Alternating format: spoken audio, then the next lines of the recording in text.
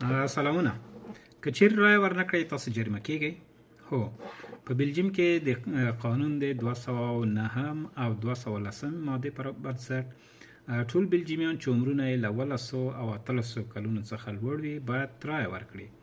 که چیرې څوک له معقول دلیل پرته له رایه ورکولو څخه انکار وکړي او یا هغه مرکز ته چې ورته ټاکل شوی هغه ته ورنشي او رایه ورنکړي نو دوی ممکن د جریمې سره مخامخ شي.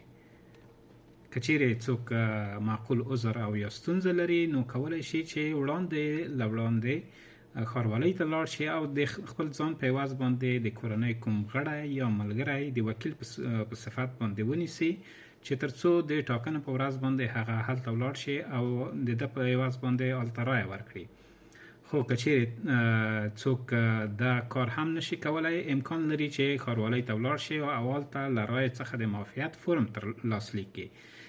د رایې څخه د معافیت فورم یو فورم دی چې په هغې کې تاسې هغه لاسلیک کوئ، ولې د هغې دپاره باید تاسې معقول عذر وړاندې کوئ چې معقول عذر لکه ناروغي یو معقول عذر دی یا کار کوئ چیرته کار کې مصروف وئ او نشئ کولی چې په دې ورځ باندې تاسې ټاکنو مرکز ته ولاړ شئ او یا تاسې په سفر باندې چیرته ځئ.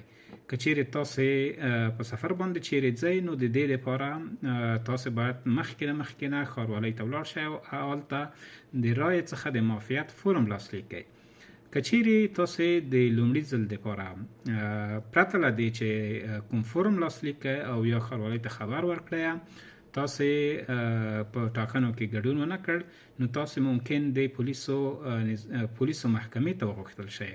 هلته په لومړي ځل باندې ممکن د 40 نه تر 80 یورو پورې جریمه شئ، ولې که چیرې د دوهم او دریم ځل لپاره تاسې په ټاکنو کې ګډون ونه کړ نو ممکن تاسې تر 200 یورو پورې جریمه شئ. ولې که چیرې تاسې د څلورم ځل لپاره هم په ټاکنو کې ګډون ونه کړه په دې صورت کې تاسې د 10 کلونو څخه د ټاکنو څخه د ټولو ټاکنو څخه محرومیږئ او تاسو ته دا حق چې د ټولو بلجیمیانو یو مدني حق ګڼل کیږي له تاسو څخه اخیستل کیږي او تاسو نشئ کولی چې په راتلونکو 10 کلونو کې په ټاکنو کې ګډون وکړئ. دې ته ورته معلومات په افغان ټپس خپروو، انشاءالله له موږ سره یې تعقیب کړئ. مننه.